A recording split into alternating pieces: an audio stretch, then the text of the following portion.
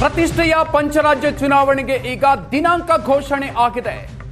ಅಸ್ಸಾಂ, ಕೇರಳ, ಪುದುಚೇರಿ ಜೊತೆಗೆ ತಮಿಳುನಾಡು ಹಾಗೂ ವೆಸ್ಟ್ ಬೆಂಗಾಲ್ 5 ರಾಜ್ಯಗಳ ಚುನಾವಣಾ ದಿನಾಂಕ ಘೋಷಣೆ ಆಗಿದೆ.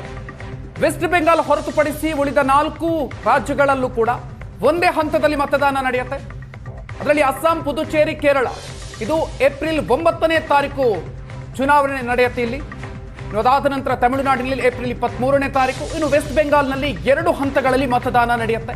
ಏಪ್ರಿಲ್ 23 ಹಾಗೂ ಏಪ್ರಿಲ್ 29ರಂದು. ಇವುಗಳ ಫಲಿತಾಂಶ ಮೇ 4ನೇ ತಾರೀಕು ಪ್ರಕಟ ಆಗಲಿದೆ. ಇದರ ಜೊತೆಗೆ ರಾಜ್ಯದ 2 ಕ್ಷೇತ್ರಗಳ ಬೈ ಎಲೆಕ್ಷನ್ ಕೂಡ ನಡೆಯುತ್ತೆ. ಬಾಗಲಕೋಟೆ ಹಾಗೂ ದಾವಣಗೆರೆ ದಕ್ಷಿಣ 2 ಕ್ಷೇತ್ರಗಳ ಬೈ ಎಲೆಕ್ಷನ್ ಏಪ್ರಿಲ್ 9ನೇ ತಾರೀಕು ನಡೆಯುತ್ತೆ. ಮೇ 4ನೇ ತಾರೀಕು ಇದರ ರಿಸಲ್ಟ್ ಪ್ರಕಟ ಆಗುತ್ತೆ. ಈ ಬಗ್ಗೆ ಹೆಚ್ಚಿನ ಡೀಟೇಲ್ಸ್ ಕೊಡ್ತಾರೆ ನಮ್ಮ ದೆಹಲಿ ಪ್ರತಿನಿಧಿ ಮಂಜು. ಇದೀಗ ನಮ್ಮ ಜೊತೆಗೆ ದೂರವಾಣಿ ಸಂಪರ್ಕದಲ್ಲಿ ಜಾಯ್ನ್ ಆಗ್ತಾ ಇದ್ದಾರೆ.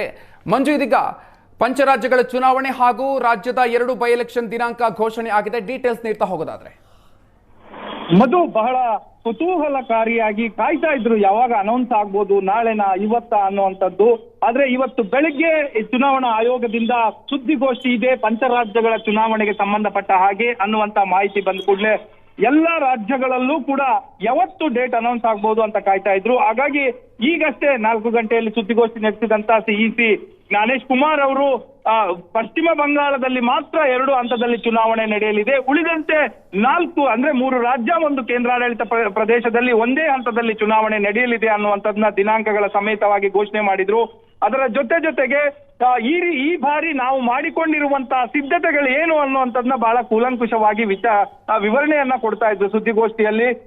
ಈ ಸಾರಿ ಎಲ್ಲಾ ಮತಗಟ್ಟೆಗಳಲ್ಲೂ ಕೂಡ ಸುಮಾರು 800ಕ್ಕೂ ಹೆಚ್ಚು 824 ವಿಧಾನಸಭಾ ಕ್ಷೇತ್ರಗಳಲ್ಲಿ ಮತದಾನ ನಡೆಯಲಿದೆ. ಆ ಎಲ್ಲಾ ವಿಧಾನಸಭಾ ಕ್ಷೇತ್ರಗಳಲ್ಲೂ ಎಲ್ಲಾ ಮತಗಟ್ಟೆಗಳಲ್ಲೂ ಕೂಡ 100% ವೆಬ್ ಕಾಸ್ಟಿಂಗ್ ಇರುತ್ತೆ ಅನ್ನುವಂಥದ್ದನ್ನ ಬಹಳ ಸ್ಪಷ್ಟವಾಗಿ ಹೇಳಿದ್ರು.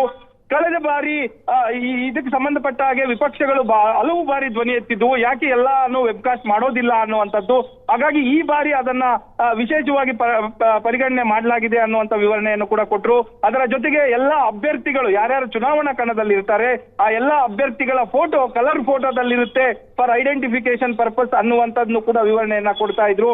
ಸುಮಾರು 25 ಲಕ್ಷ ಮಂದಿ ಸಿಬ್ಬಂದಿ, ಅದು 8.5 ಲಕ್ಷ ಭದ್ರತಾ ಸಿಬ್ಬಂದಿಯೂ ಸೇರಿಕೊಂಡಂತೆ 25 ಲಕ್ಷ ಸಿಬ್ಬಂದಿ ಈ ಸರಿಯ ಮತದಾನದ ಪ್ರಕ್ರಿಯೆಯಲ್ಲಿ ಭಾಗಿಯಾಗಲಿದ್ದಾರೆ.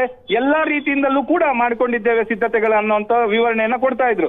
ಅದರ ಜೊತೆಗೆ ನಮ್ಮ ಕರ್ನಾಟಕಕ್ಕೆ ಸಂಬಂಧಪಟ್ಟಂತೆ ಬಹಳ ಕುತೂಹಲ ಇದ್ದಿದ್ದು, ನಮ್ಮದು ಉಪಚುನಾವಣೆ ಘೋಷಣೆ ಆಗುತ್ತಾ ಅನ್ನುವಂತ ಪ್ರಶ್ನೆ ಇತ್ತು. ಹಾಗಾಗಿ ಇವತ್ತು ಅದನ್ನು ಕೂಡ ಅನೌನ್ಸ್ ಮಾಡಿದ್ರು. 2 ಕ್ಷೇತ್ರಗಳಲ್ಲಿ, ಒಂದು ಬಾಗಲಕೋಟೆ ಮತ್ತೆ ದಾವಣಗೆರೆಯಲ್ಲಿ ಉಪಚುನಾವಣೆ ನಡೆಯುತ್ತೆ ಅನ್ನುವಂಥದ್ದನ್ನ ಘೋಷಣೆ ಮಾಡಿದ್ರು. ಈ ಘೋಷಣೆ ಮಾಡುವ ಮೂಲಕ ಅಂದ್ರೆ ಕರ್ನಾಟಕದಲ್ಲೂ ಕೂಡ ಏನು ಬಾಕಿ ಉಳಿದಿದ್ದು ಆ ಕ್ಷೇತ್ರಗಳಿಗೆ ಚುನಾವಣೆ ನಡೆಯುತ್ತೆ ಅನ್ನುವಂಥದ್ದನ್ನ ಇವತ್ತು ಸಿಇಸಿ ವಿವರಣೆಯನ್ನ ನೀಡಿದ್ರು ಮಧು. ಇದರ ಜೊತೆಗೆ ಈಗ ಕುತೂಹಲ ಅಂತಂದ್ರೆ ಪಶ್ಚಿಮ ಬಂಗಾಳದಲ್ಲಿ ಕೇವಲ 2 ಹಂತಗಳಲ್ಲಿ ಮತದಾನ ಮಾಡೋದಕ್ಕೂ ಕೂಡ ನಿರ್ಧಾರವನ್ನು ತೆಗೆದುಕೊಂಡಿರೋದು. ಕಳೆದ ಬಾರಿ 8-9 ಹಂತಗಳಲ್ಲಿ ಮತದಾನವನ್ನ ಅಲ್ಲಿ ಮಾಡೋದಕ್ಕೆ ನಿರ್ಧಾರವನ್ನು ತೆಗೆದುಕೊಳ್ಳಲಾಗಿತ್ತು. ಆದ್ರೆ ಈ ಬಾರಿ ಕೇವಲ 2 ಹಂತಗಳಲ್ಲಿ ವೆಸ್ಟ್ ಬೆಂಗಾಲ್ ಅಲ್ಲಿ ನಡೆಯುತ್ತೆ. ಹೌದು, ಎರಡೇ ಹಂತದಲ್ಲಿ ಮತದಾನವನ್ನ ಮಾಡಬೇಕು ಅನ್ನುವಂತ ಮತದಾನ ನಡಿಬೇಕು ಅನ್ನುವಂತದನ್ನ ಸಿಇಸಿ ಸಿದ್ಧತೆಯನ್ನ ಮಾಡ್ಕೊಂಡಿರುವಂತದ್ದು. ಕಳೆದ ಒಂದು ವಾರದ ಹಿಂದೆ ವೆಸ್ಟ್ ಬೆಂಗಾಲ್ಗೆ ಭೇಟಿ ನೀಡಿದಂತ ಸಂದರ್ಭದಲ್ಲಿ ಅಲ್ಲಿನ ಎಲ್ಲಾ ಸಿದ್ಧತೆಗಳನ್ನ, ಅಲ್ಲಿ ರಾಜಕೀಯ ಪಕ್ಷಗಳನ್ನ ಭೇಟಿ ಆಗೋದಿರ್ಬೋದು, ಮತದಾರರನ್ನ ಭೇಟಿ ಆಗೋದಿರ್ಬೋದು, ಅಂದ್ರೆ ಫಸ್ಟ್ ಟೈಮ್ ವೋಟರ್ಸ್ ನ ಭೇಟಿ ಆಗೋದಿರ್ಬೋದು, ಎಲ್ಲಾ ರೀತಿಯ ಸಿದ್ಧತೆಗಳನ್ನು ಕೂಡ ಅಲ್ಲಿ ಮಾಡಿಕೊಂಡು ಬರಲಾಗಿದೆ. ಮತ್ತೆ ಚುನಾವಣಾ ಸಿದ್ಧತೆ ಸಂಬಂಧಪಟ್ಟಾಗಿ ಎಷ್ಟು ಹಂತಗಳಲ್ಲಿ ನಡೆಸಬಹುದು, ಅಂದ್ರೆ 3 ಆಗಬಹುದು ಅನ್ನುವಂತಹ ಎಲ್ಲರ ನಿರೀಕ್ಷೆ ಇತ್ತು. ಇಲ್ಲ, ಈ ಸಾರಿ 2 ಮಾಡಬಹುದು, ನಮ್ಮ ಹತ್ರ ಭದ್ರತಾ ಸಿಬ್ಬಂದಿಯೂ ಕೂಡ ಇದೆ, ಮತದಾನದ ಪ್ರಕ್ರಿಯೆಯಲ್ಲಿ ಭಾಗವಹಿಸುವಂತ ಇತರೆ ಸಿಬ್ಬಂದಿ ಕೂಡ ಇರುವ ಕಾರಣಕ್ಕೋಸ್ಕರ 2 ಹಂತದಲ್ಲಿ ಮಾಡಬಹುದು ಅನ್ನುವಂತಹ ತೀರ್ಮಾನಕ್ಕೆ ಚುನಾವಣಾ ಆಯೋಗ ಬಂದಿರುವಂತದ್ದು. ಅದರಂತೆ ಘೋಷಣೆ ಕೂಡ ಮಾಡಲಾಗಿದೆ Madhu. Okay, thank you Manjunath ಡೀಟೇಲ್ಸ್ಗೆ.